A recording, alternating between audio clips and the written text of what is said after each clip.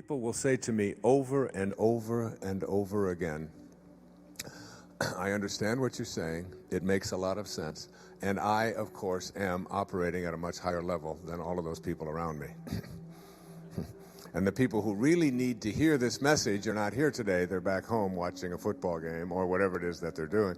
But they obviously wouldn't even come to this because I'm at such a much higher spiritual level. But I'm in the energy field of people who are always bringing me down. They're cruel, they're nasty, they're inconsiderate, they're not compassionate, they're vicious, they're hateful, they're any number of things that I don't want or can't tolerate in my life. And they bring me down. You've heard it, you've said it. They bring me down. My husband doesn't understand me. My boss doesn't get it. The people around me don't get it. It's a lousy, hateful world out there. There's a lot of people out there who are mean. There are a lot of people who are represented by those people that we quote call our enemies and so on. And I'm in that energy field and I can't help but being brought down.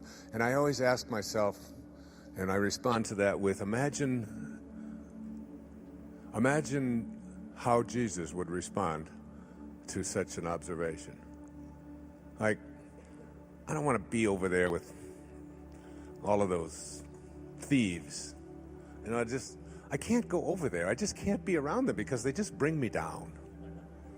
And you laugh because it's too absurd. Those prostitutes over there, they're just filthy. Those are just people that, they bring me down, so I stay away from them. I don't want to be around them. That wasn't his way. And I suggest to you that the reason that people with lower energies bring you down is not because it is them that are bringing you down, but it is because you join them in responding to them with the same energy that you despise. So if someone hates you and you hate them for hating you, you have responded to force with a counterforce. Anything above 200 is power. It's empowerment. Anything below 200 is force.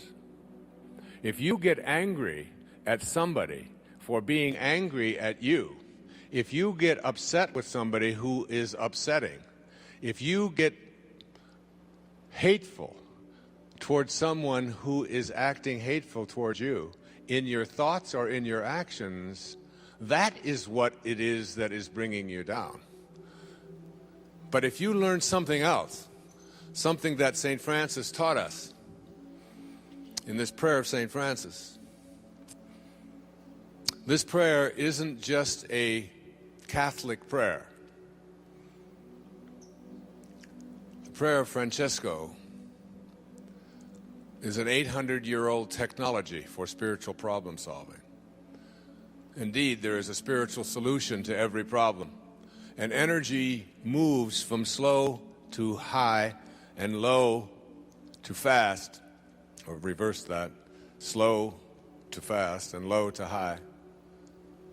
And that the lowest energies are the energies of the world of the physical. This hand looks like a solid mass.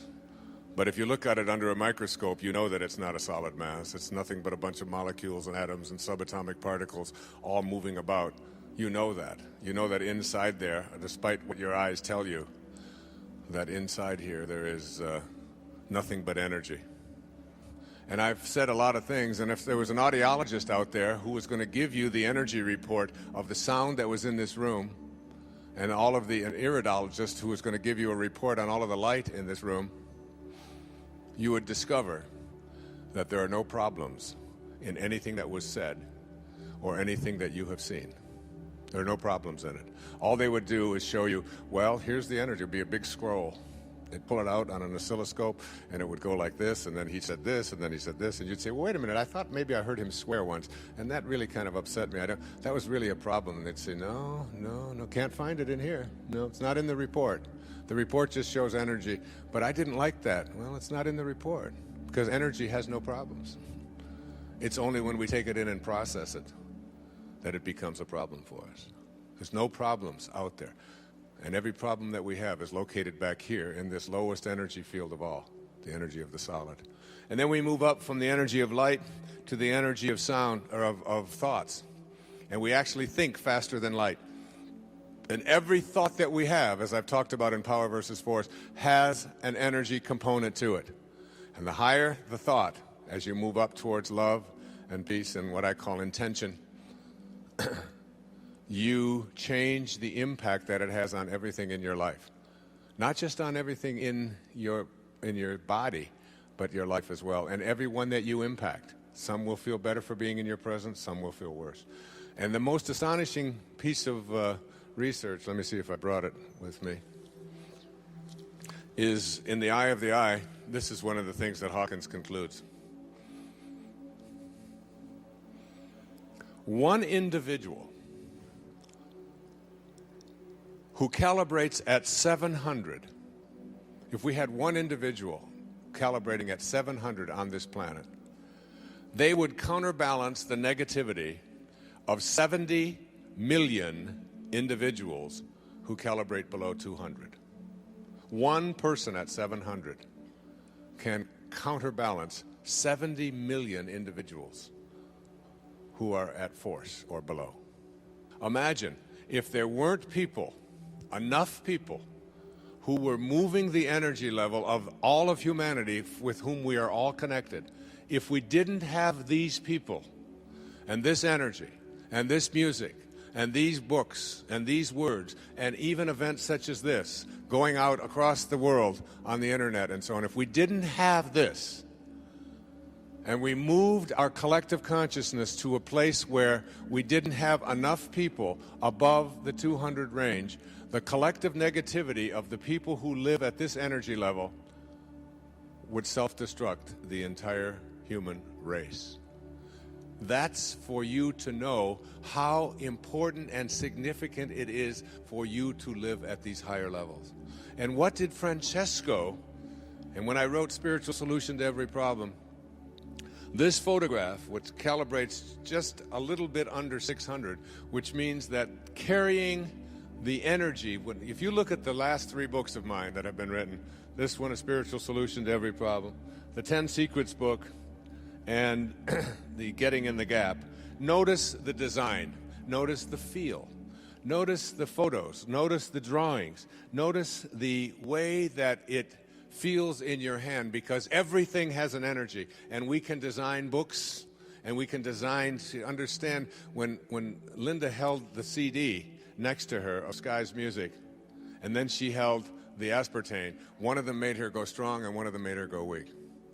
Everything has an energy. And when Nisargadatta said to me, you don't have to read this book, he said, this was in 1982, he said, just carry it with you. It was called I Am That. Just carry it with you, and the energy from the words that you carry with you will impact those around you. I said, this is just a crazy old fart. What could he be talking about? How could, and some of you are probably thinking that about me today.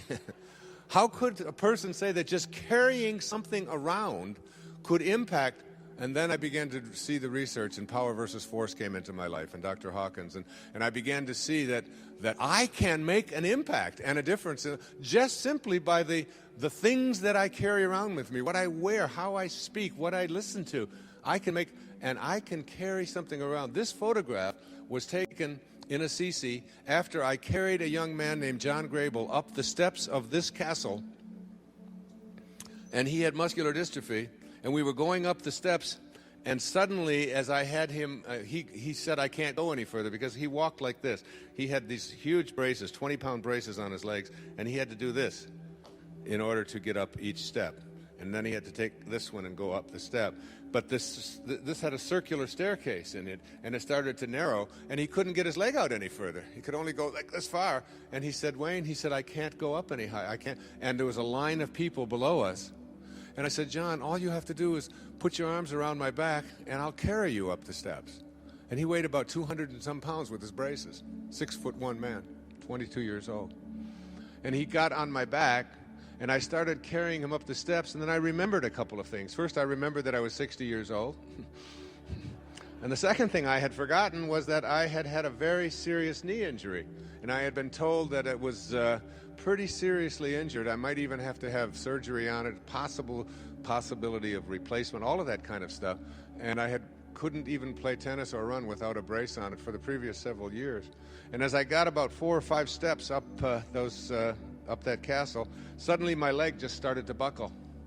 And I realized that we were going to collapse, and I could see the headlines in the Assisi Daily News. You know, Guru collapses and 2,000 people are all tumbling down this.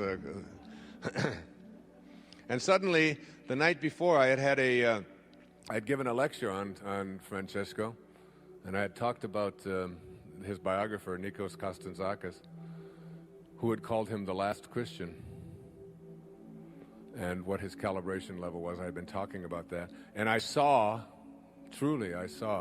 St. Francis. I saw him standing right there before me, and it was a transformation in my life. And my leg righted itself, and I stood up, and I started walking up those 3 flights of stairs, and suddenly I realized that my knee didn't hurt at all. And I started not just walking, but I started to run up the steps with this 200-pound man on my back at the age of 60. And I ran all the way up to the top, and my wife was up there at the top, and another 25 or 30 people who were there to see the place where St. Clair the last place where she had, before she had died. She was the first woman admitted into the Franciscan order by Francesco. And I got to the top, and she said to me, my wife said to me, she said, "What are you doing?" She said, "You ran up those steps. You're not even out of breath. Everybody else is trying to catch their breath from walking, and you ran up here with John on your back? That's not possible." And I went out, and I walked over to that ledge, and I put my hands together, and I was giving thanks in that moment. And someone on a trip snapped that photograph, and we made it the cover, and it was calibrated at such a high level. And to this day, that was almost 3 years ago. That was on the feast day of St. Francis, the 4th of October. I play tennis on this. I run on this knee. I haven't worn a brace since. I can dance on it. I could just, it's like the knee has been totally, completely healed.